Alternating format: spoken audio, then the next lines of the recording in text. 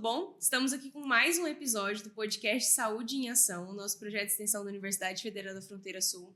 Convidamos vocês para assistir o episódio de hoje, que vai ser muito importante para os profissionais da área da saúde. Vamos falar um pouquinho sobre vigilância em saúde. Para isso, a gente trouxe a professora Larissa, que é uma convidada ilustríssima, com um currículo maravilhoso. Muito obrigada, professora, por ter aceitado. Bom, para a gente conhecer um pouquinho quem vai falar hoje com a gente, a professora doutora Larissa Hermes, ela é doutora em saúde coletiva pela Universidade Federal de Santa Catarina, a UFSC, é graduada e mestre em enfermagem, também pela UFSC, atua como professora aqui na Universidade Federal da Fronteira Sul, no campus Chapecó, tem bastante experiência com epidemiologia, saúde coletiva e análise de indicadores de saúde. Tem bastante experiência profissional com saúde da família, gestão da enfermagem na PS e vigilância em saúde, que é o nosso tema de hoje. Hoje ela tem como área de atuação também, a epidemiologia, gestão e planejamento de saúde, qualidade de vida, promoção de saúde, que tem tudo a ver com os temas do nosso podcast, educação permanente de saúde e saúde da família. Então ela também faz parte do grupo de pesquisa de políticas públicas e gestão em saúde, que é o PPGS, aqui da universidade. Bom, Larissa, seja muito bem-vinda. Hoje a gente vai conversar um pouquinho sobre aqui o currículo da nossa convidada. E hoje a gente vai conversar, então, um pouquinho sobre vigilância em saúde, um tema bastante presente para os profissionais de saúde, né? Para a gente começar essa conversa, você pode explicar para a gente o que é a vigilância em saúde, a sua importância? Então, boa tarde, obrigada pelo convite. Obrigada, a quem nos assiste. Então, a gente veio para falar um pouquinho sobre a vigilância em saúde, que é um tema muito frequente na atuação dos profissionais, principalmente os profissionais que atuam na atenção primária, à saúde, mas que muitas vezes, na prática, a gente não se percebe ou ainda não se reconhece fazendo vigilância. Às vezes, a gente pode pensar que a vigilância ela ainda está restrita a determinados setores do serviço. E, ao contrário, a gente precisa entender que a vigilância ela perpassa a atuação de todos os profissionais em todas as áreas da saúde, especialmente com a atenção primária. Antes de falar, ou talvez tentar responder um pouquinho o que é a vigilância em saúde, eu gosto de contextualizar um pouco a parte histórica, inclusive, porque o que a gente compreende como vigilância hoje tem toda uma construção e uma discussão. Até porque o termo vigilância em saúde, ele não é novo, mas não é tão antigo assim, Então, o que se tem, ou que possa vir à mente da maioria das pessoas, e incluindo alguns profissionais, quando a gente fala em vigilância, são algumas ações bem específicas que a gente conhece muito, especialmente em vigilância epidemiológica e em vigilância sanitária. Então, essas ações em vigilância à saúde das pessoas, elas antecedem o próprio SUS. Data de 1973, a criação do Programa Nacional de Imunização, que talvez é o mais conhecido dentre as ações da vigilância agora na atualidade, Então, lá em 1973, já foi criado esse Programa Nacional de Imunização. Em 1975, foi criado o Sistema de Informação de Mortalidade, o SIM, que também, todos os profissionais conhecem, em 1975. Então, veja, são ações em vigilância que acontecem há mais de 4 décadas na saúde pública do Brasil, então bem anterior ao SUS.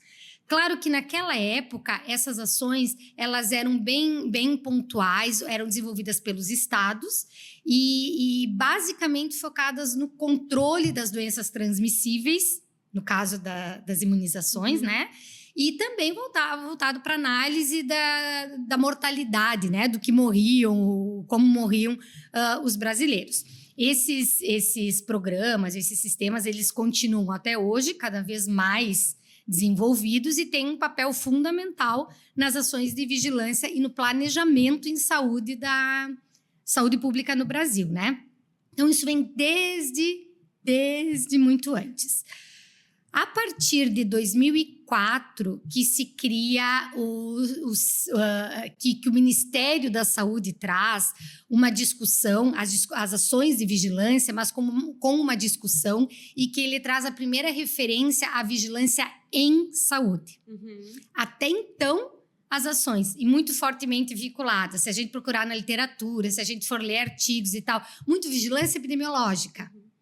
Vigilância sanitária. Naquela época, antes do SUS ainda, voltando ainda naquela época, também nós tínhamos ações de vigilância sanitária e que funcionavam mais ou menos da mesma forma como as de vigilância epidemiológica, né? Eram fiscalizações, observar fatores de risco à saúde das populações e basicamente como função do Estado. A partir da proposição do SUS e pautado num dos princípios do SUS, que é a descentralização, os municípios começaram a ganhar uma maior autonomia ou participar mais nas ações de saúde. E essa participação maior trouxe, tanto na assistência à saúde, né? Trouxe também as ações de vigilância para a responsabilidade dos municípios. Então, hoje, e pós-SUS, os municípios eles são os responsáveis por operacionalizar todas as ações de vigilância no seu território. Tá?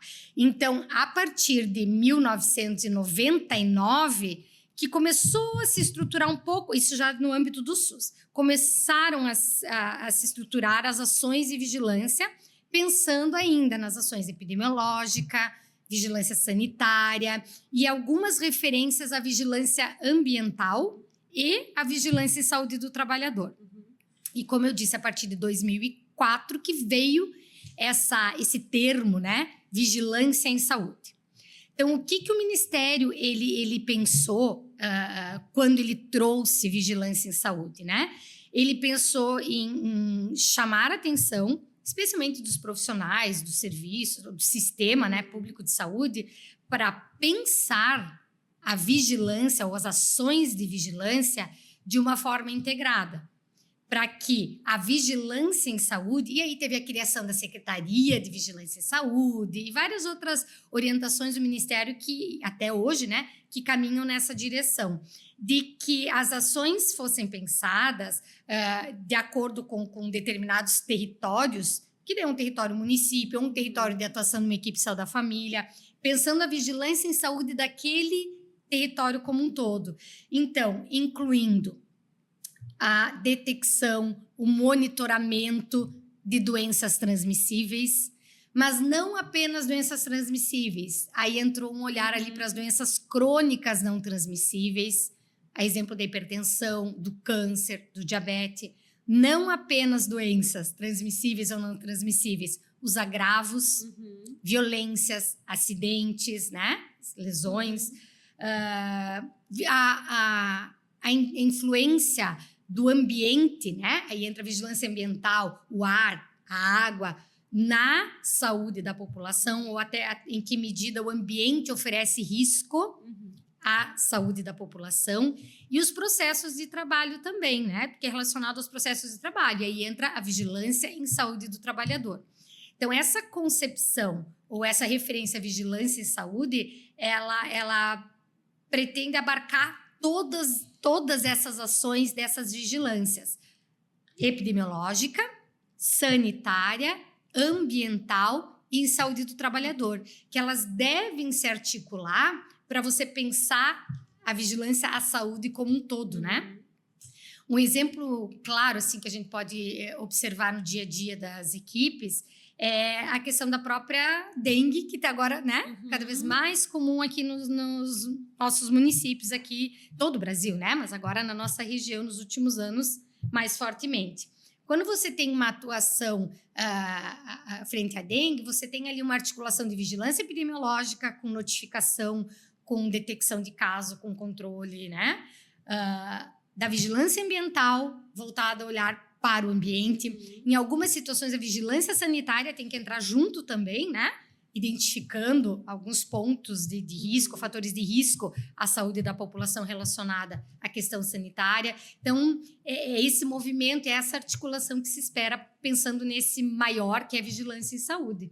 É bem importante a gente entender quais áreas que abarcam, né, para saber como que elas podem se conversar e pensar que, de fato, nas principais doenças não é uma só, né? Elas precisam estar bem conectadas, bem interligadas para poder trabalhar juntas, né, para que tenha um resultado mais positivo, porque cada uma a sua competência, né, ao seu papel, mas todas precisam conversar para ter uma resposta positiva à saúde da população.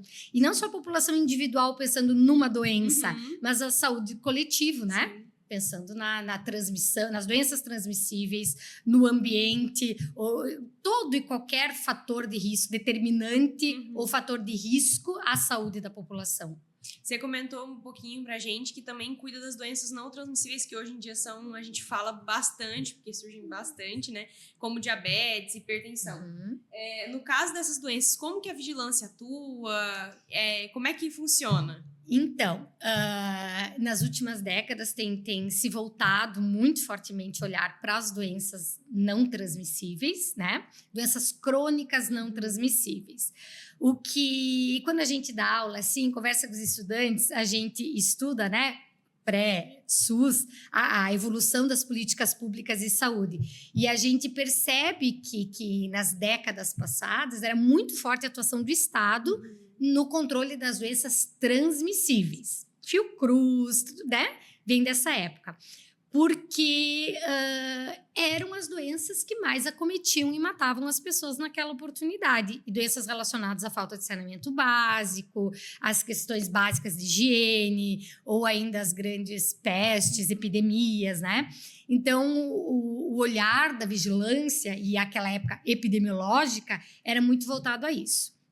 Com o passar da década, e aí entram vários outros fatores, né? Que a gente sempre fala também. Transição demográfica, né? O envelhecimento da população. Hoje as pessoas estão vivendo mais. Então, doenças comuns da idade, né? Ou da meia-idade ou da velhice, como as doenças crônicas, hipertensão, o diabetes, ou o próprio câncer, elas estão aparecendo ou estão acometendo a cada vez mais um número maior de pessoas. Ou ainda, a transição nutricional. Hoje em dia, o consumo alimentar, os padrões alimentares das pessoas mudou. Sim. Hoje em dia é muito mais fast food, ultraprocessados, e com isso, o sobrepeso e a obesidade, que hoje já é considerado o principal fator de risco para as doenças cardiovasculares. Então, essas mudanças da sociedade ao longo das décadas muda também, que é o que a gente chama de transição epidemiológica, muda também o perfil das doenças. Que se antes matava mais diarreia, hoje nós temos o maior número de óbitos, né, no Brasil por doenças cardiovasculares, né? Seja o AVC, ou relacionados, né, hipertensão, o próprio diabetes. Temos também que ganhou cena em algumas faixas etárias, né? Por exemplo, homens jovens, é a principal causa de morte, acidentes e violências. Que daí já não entramos nas doenças crônicas, mas entramos nos agravos. Então, a atenção da vigilância epidemiológica hoje é, obviamente, que doenças transmissíveis, porque ainda que a gente achou que não existisse mais, a gente acabou de vivenciar uma situação bem importante relacionada às doenças transmissíveis, a Covid. Agora, na nossa região aqui, que talvez era mais comum em outros municípios, né, no Brasil, mas para nós aqui, a dengue, com óbitos, com muitos casos e óbitos, inclusive. Então, não dá para esquecer, existem e ela precisa agir.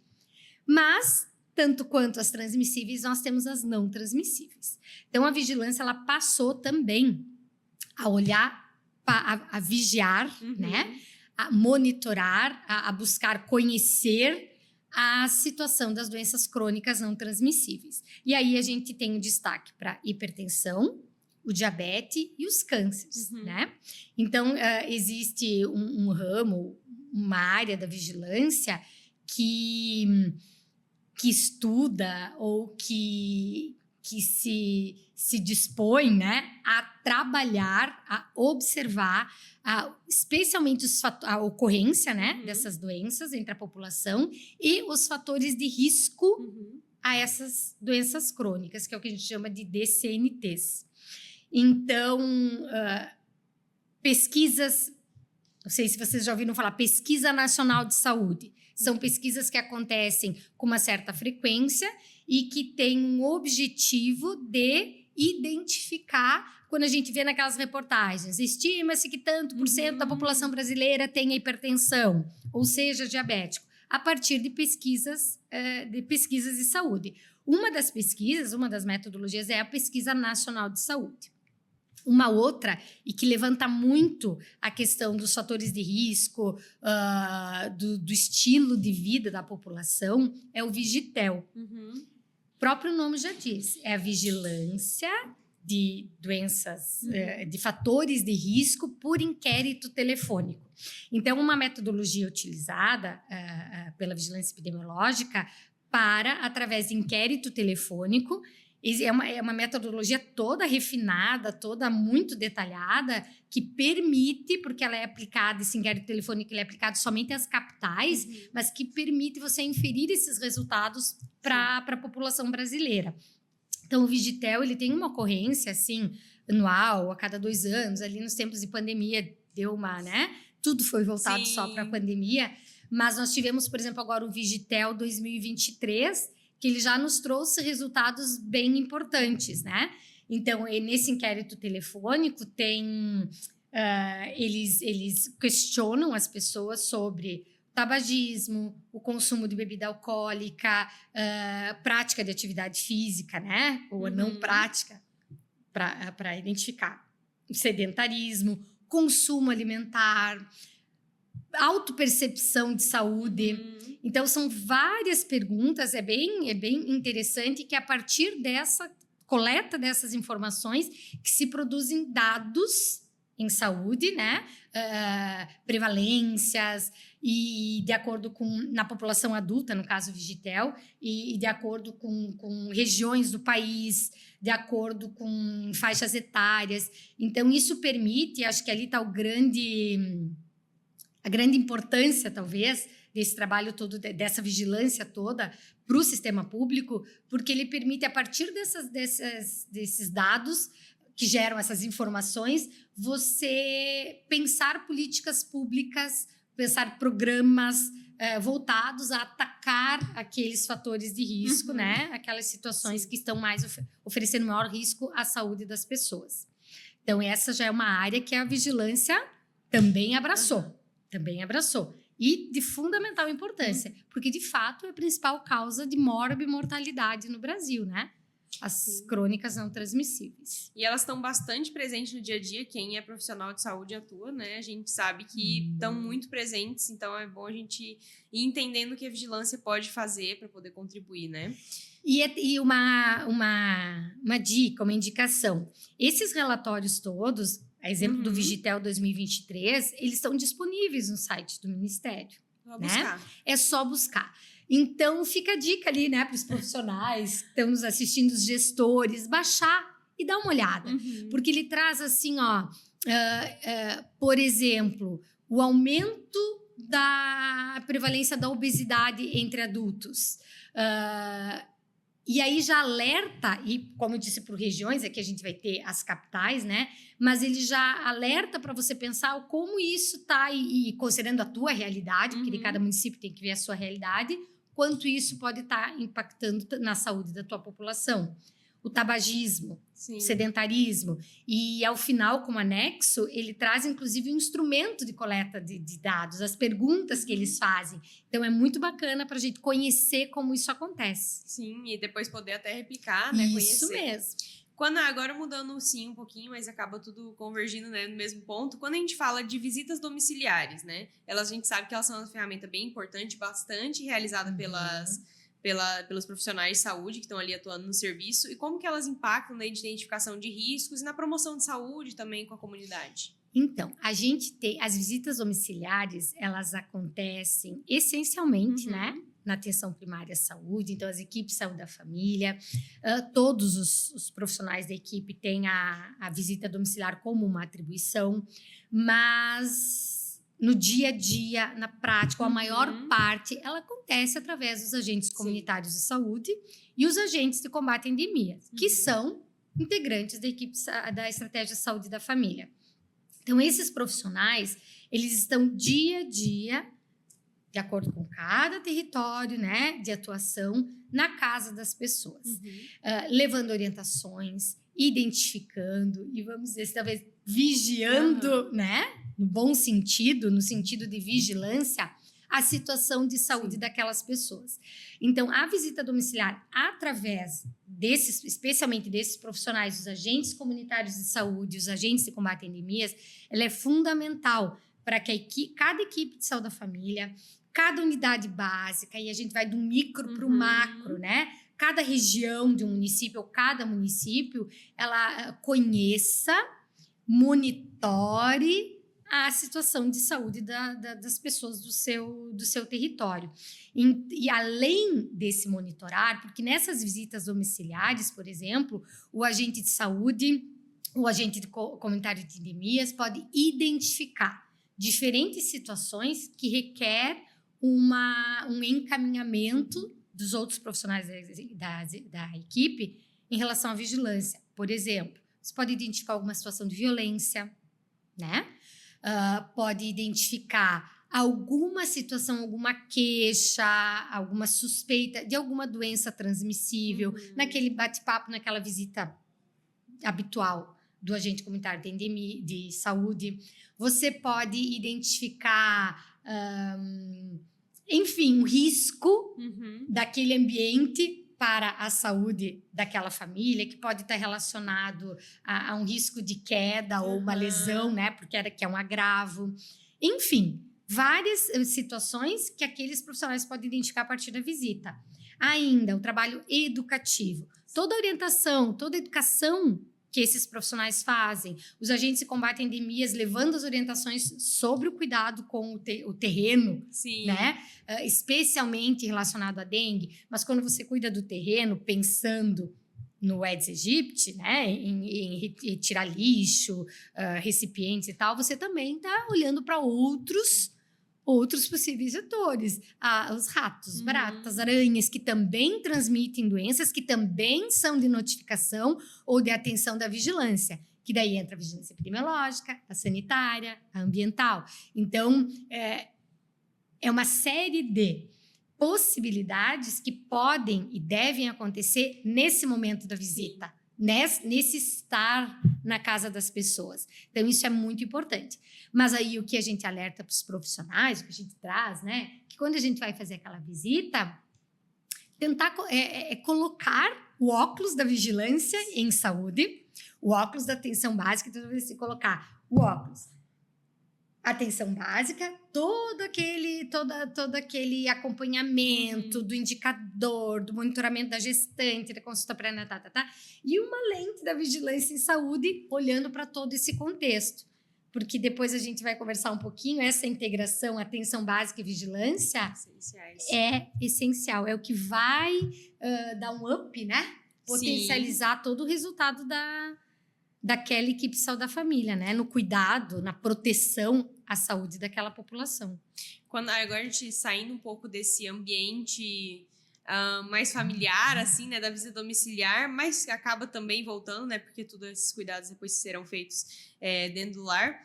Quando a gente fala sobre as causas externas, né? Como violência, acidente de trânsito, esse tipo de coisa, como que a vigilância vai atuar? Porque a gente sabe que é difícil, né? É algo que veio externo, chegou, às vezes não necessariamente chega na atenção primária também, enfim, como é que se dá tudo isso? Então, da mesma forma que nos últimos anos, últimas décadas, a vigilância ela passou a olhar para as doenças crônicas não transmissíveis, ela precisou olhar também para os agravos, que é o que a gente chama de agravos, né?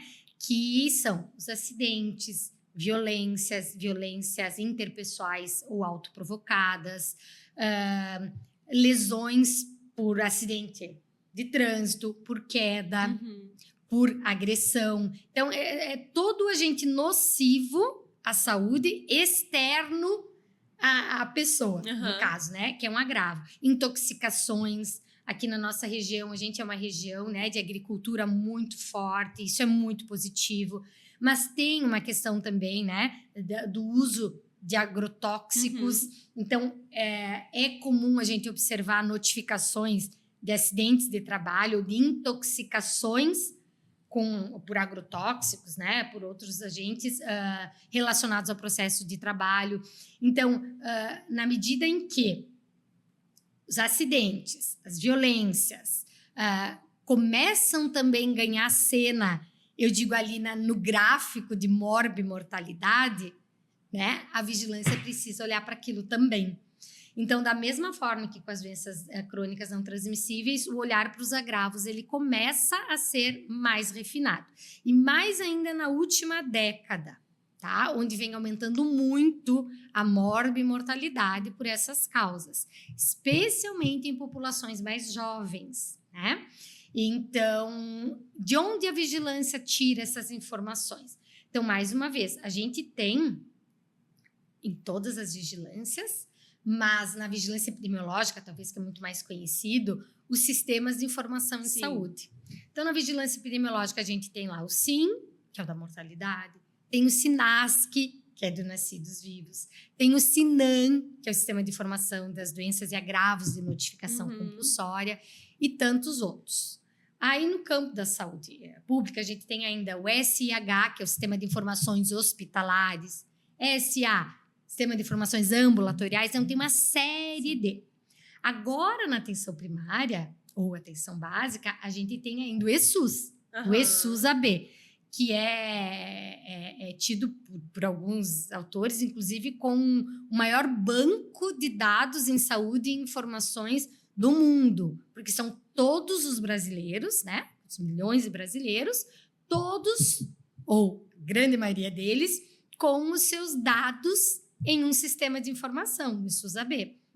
Então, todos esses sistemas, eles, se devidamente alimentados, porque eles são alimentados pelos profissionais, eles geram muitos dados. E que geram muitas informações. E que são muito importantes para orientar, né, todo o planejamento de saúde do país, de cada estado, de cada região, de cada município.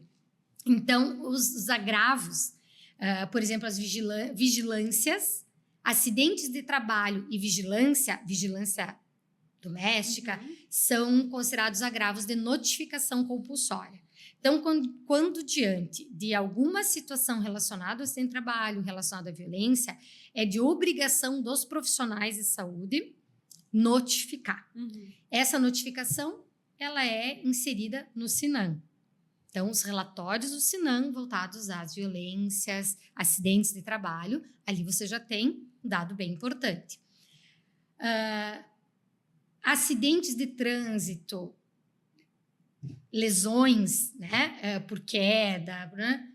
Sim, mortalidade, quando né, teve o desfecho óbito, que daí está lá relacionado dentre as causas, né? A referência ao acidente, ou à lesão, à violência interpessoal, ou autoprovocada, no caso do suicídio. E também as internações hospitalares, né? O SIH. Então, é o que é informado também no sistema de informações hospitalares. Então, todos esses bancos, todos esses dados, eles são captados e eles geram todas essas informações em saúde e que orientam, como eu disse, as ações do Estado, né?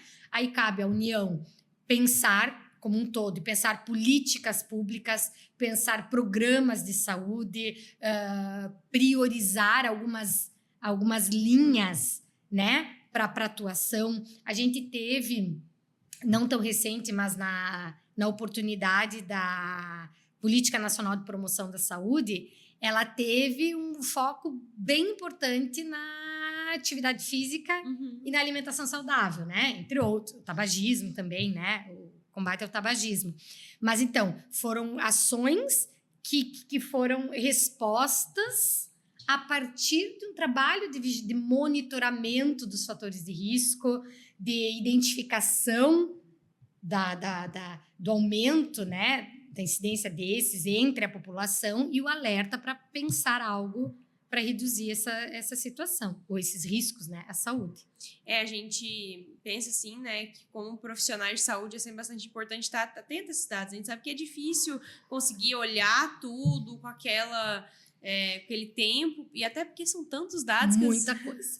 Não dá, talvez. Mas tu sabe que o Ministério atento a olhar, né? O Ministério até facilita muitas coisas para a gente, mas que na rotina do serviço, na correria do dia a dia, no atendimento ali na unidade básica, ou na UPA, ou no hospital, enfim, a gente não tira aquele tempinho para olhar aquilo.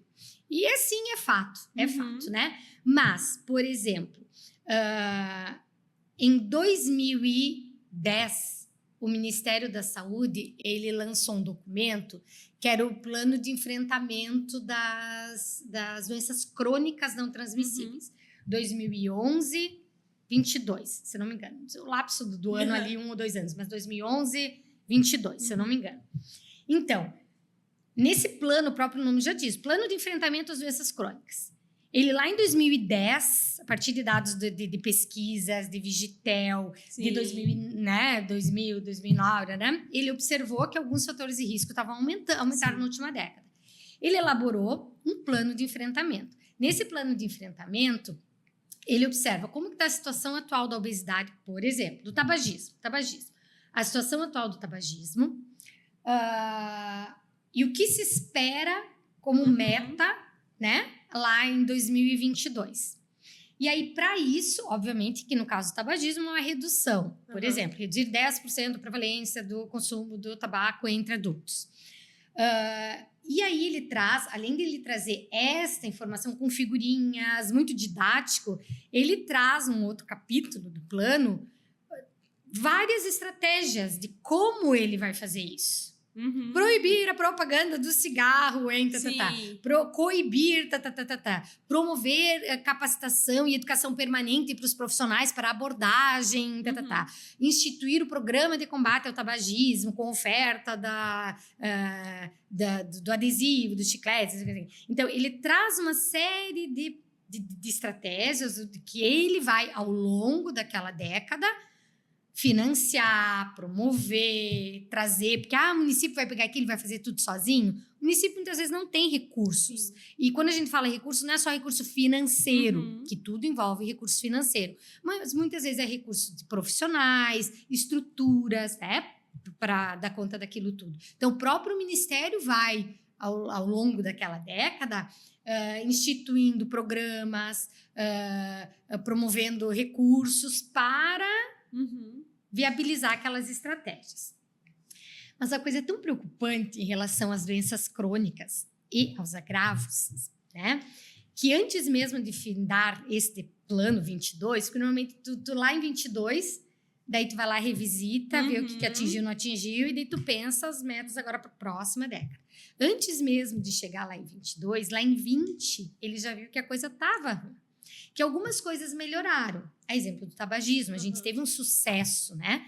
Tem o INCA muito envolvido, né, nessa, e talvez todas as políticas de combate ao tabagismo são um exemplo bem interessante de promoção da saúde, que envolveu não só a saúde, mas taxação do cigarro, publicidade, vários setores envolvidos nisso, proibição de fumar em local fechado, etc, etc.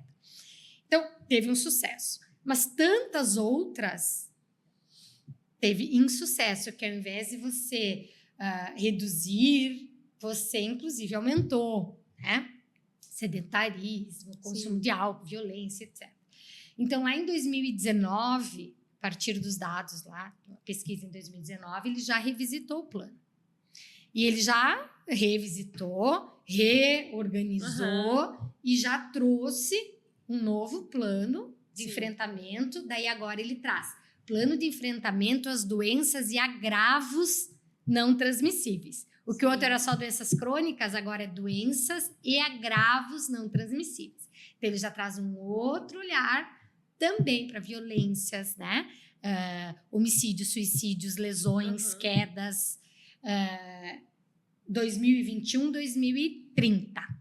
Então agora para essa década nós temos esse plano ali rolando, né? Pelo menos essas metas estabelecidas e ali as estratégias de como ele vai fazer, ou como os municípios, estados podem e devem fazer para tentar alcançar aquelas metas que foram estabelecidas. Então, essa é uma outra referência legal para os profissionais e para os gestores. Só ir lá no gov.br. Plano Dante. Sim. Plano Dante. Doenças e agravos não transmissíveis 2021-2030. nem só Me perdoe, é 21:30. Nem só interessante, como uma função também, né? Necessário. Para que a gente esteja cada vez mais capacitado, o cuidado se torne cada vez melhor e aí os resultados se tornem, né, aquela responsabilidade também do profissional. Bem interessante. Então, todo mundo tem algumas referências para poder buscar e aprofundar ainda mais esse tópico. Encaminhando para a gente poder ir finalizando, quando a gente fala de óbitos maternos e infantis, a vigilância também atua pra caramba, né? Identificando as causas, o que pode ser feito para melhorar. Como que atua nesse sentido? Também, com certeza, tem um pouquinho de todas. Tem. Então, um óbito materno, um óbito infantil ou fetal, é um evento que não se espera, né? Claro que existem algumas situações incompatíveis com a vida, mas é um mínimo dentro do universo, assim, de nascimentos, né? De gestações e nascimentos. Então, é um evento totalmente inesperado, o que não deve acontecer. Então, quando acontece, e de fato, né, acontecem, eles devem ser investigados, né? O coeficiente de mortalidade infantil, ele é um indicador, e aí todos os profissionais, eu sei que vão saber, porque conhecem esse indicador, e também, é mais um teminha, todo profissional, enfermeiro, médico, agente comunitário, técnico, pessoal da IMUT, eu falo mais voltado para o pessoal da atenção básica, né, a atenção primária, que é o meu chão, precisa conhecer ou saber o coeficiente de mortalidade infantil do seu município.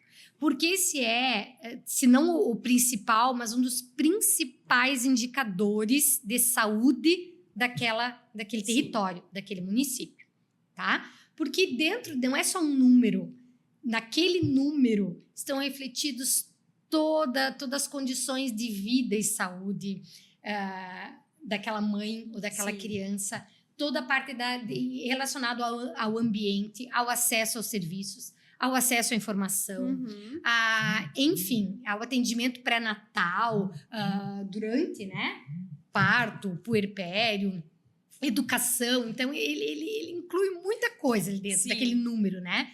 Então, aquele é um indicador muito importante que todos precisam conhecer. E, obviamente, quanto menor, melhor.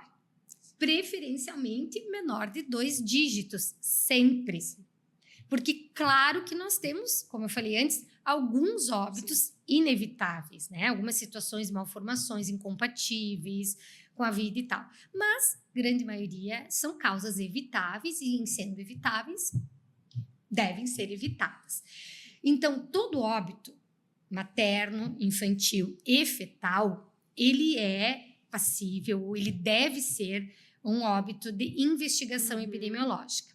Então, a vigilância epidemiológica, ela tem um comitê, ela deve instituir comitê de mortalidade materna, infantil e fetal. Então, existem comitês. Esses comitês, eles são compostos por pessoas de diferentes setores da sociedade. Não, claro que tem profissionais da saúde, mas não necessariamente só profissionais de saúde, ou só profissionais de saúde da equipe de saúde da família, ou só profissionais da maternidade e do hospital. Não, é um grupo de pessoas, incluindo profissionais, diferentes serviços, inclusive, e daí normalmente eles são presididos ou eles são mais movimentados por um profissional que está vinculado à vigilância epidemiológica, porque é a partir da DO, né? Aí essa DO, ela vai, esse caso, né? Ela vai para esse comitê e daí esse comitê ele vai fazer toda essa investigação. A partir do prontuário do pré-natal, do prontuário do atendimento médico no hospital, se houve, né? Onde houve. E aí vão discutir qual foi todo o percurso assistencial daquela mãe ou daquela criança para até aquele desfecho. E esse comitê, essa discussão, ela não tem a intenção de ser punitiva. Você foi o culpado, você... Não, ela é de esclarecimento, de busca de respostas, para que aquele grupo, aquele comitê consiga identificar possíveis falhas naquele caminho, naquele trajeto daquela mãe, criança, e que ocasionou aquele desfecho do óbito, né? Para que você pense estratégias ou resolva o problema relacionado àquela lacuna identificada. Ser uma estratégia bem pensada, né? Pensar, né? Nós estamos identificando que a falta de informação é a falta de informação, Então, como nós vamos atacar a informação? De forma mais daquelas mães, porque daí também ele permite você identificar, óbvio, né? Todas as informações contidas numa DO. Quem são as mães? Onde moram essas mães? Em que faixa etária? Todas as características sociodemográficas para também identificar grupos mais vulneráveis. Você pensar, agir, intervir desses grupos, nessas situações mais vulneráveis também. Então, é um trabalho muito, muito rico, assim, muito interessante e que, de fato, ele traz assim, respostas para melhorar, e sempre melhorar a vida e saúde, né, das pessoas. E principalmente fazer coisas bastante assertivas, né, que de fato... Direcionar. Quando a gente, agora para finalizar, assim, a gente fala de vigilância e saúde, com certeza ela tem diversos desafios. Você pode trazer para a gente quais são os principais? Então, sim, muitos desafios. E como eu falei no início, né, que talvez o que a gente compreenda, entenda como vigilância e saúde hoje, até por essa construção histórica, até por essa atuação tão forte da vigilância epidemiológica, ou ainda da vigilância sanitária, ou quando a gente pensa dengue, a vigilância ambiental, a saúde do trabalhador, talvez um pouquinho mais para aqueles que trabalham diretamente, os processos de trabalho, a gente, infelizmente, ainda vê bem fragmentado, né? De uma forma bem fragmentada. Então, vigilância em saúde, ainda a gente percebe uma fragmentação dentro das áreas dessa vigilância em saúde. E quando a gente fala em integração de vigilância em saúde e atenção básica, então o desafio é ainda maior. Porque a própria vigilância primeiro precisa se integrar e depois se integrar à atenção básica. Mas o próprio Ministério da Saúde traz, e tem publicações recentes, porque a Política Nacional da Atenção Básica traz desde 2006, mas mais fortemente essa agora de 2017, integração, atenção básica e vigilância em saúde, né?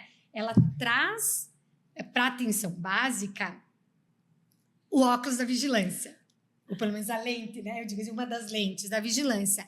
Ou seja, para que as equipes de saúde da família, que é o mais alto nível de capilarização, que é quem está ali trabalhando com aquelas pessoas daquele território, elas pensem ou olhem para a saúde com esses olhos de vigilância, né? Que elas olhem para aquele território de atuação de cada equipe de saúde da família e compreendam daquele território todos os determinantes, todos os fatores que podem oferecer risco à saúde daquelas pessoas, seja relacionado ao ambiente, seja relacionado às doenças transmissíveis naquele território, seja relacionado aos processos de trabalho daquele território, que pode ser uma empresa que está naquele território poluindo ar. Sim. Ou que pode ser uma empresa que não está no teu território, que está no território do vizinho, mas que 90% dos seus trabalhadores trabalham naquela empresa e que tem processos de trabalho que adoecem aqueles trabalhadores.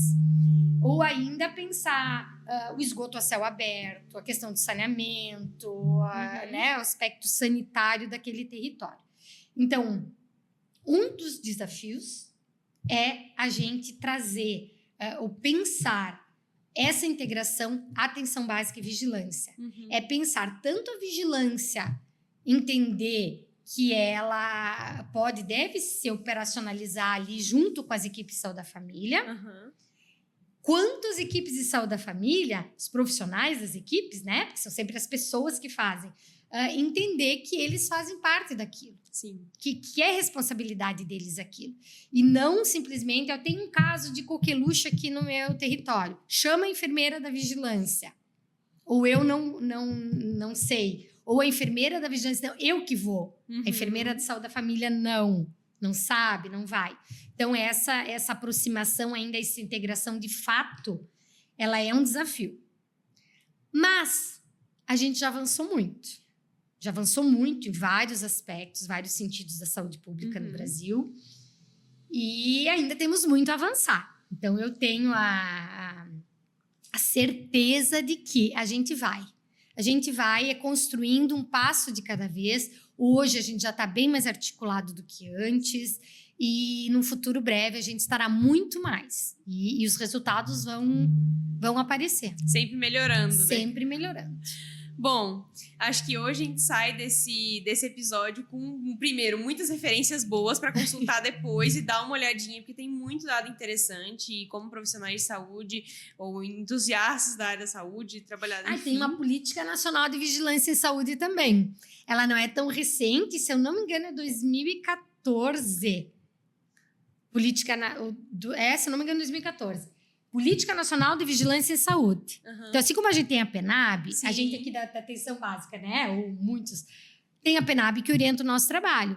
Tem a Política Nacional de Vigilância em Saúde, que também tem essa intenção de orientar a operacionalização das ações de vigilância em cada município. Então, é bem interessante. A gente sabe que é bastante corrido, mas são dados bem importantes que, com certeza, vão, além de melhorar muito o atendimento ao usuário que procura o serviço de saúde, tornar o serviço, né, o atendimento por parte do profissional muito mais tranquilo e consciente. 2018, a Política Nacional de Vigilância em Saúde. São muitas datas, né? Ela é recente, ela é relativamente recente. Veja, né? Sim. Ela é bem recente, se a gente pensar numa difícil. Perspectiva histórica. E pensando nos dados, né, para estarem atualizados dentro do possível, ela está bastante atual. Tá bem atual. Agradecemos muito, primeiramente, a você, Larissa, professora, por ter aceitado o convite, ter vindo falar um pouquinho com a gente. Agradecemos a todos os ouvintes por estarem ainda aqui conosco. Fiquem de olho no nosso Instagram, lá a gente vai postar tanto sobre esse episódio como todos os demais. Tem muito episódio bom pela frente. Então, fiquem sempre atentos que nós estamos sempre postando coisas novas. Muito obrigada. Obrigada.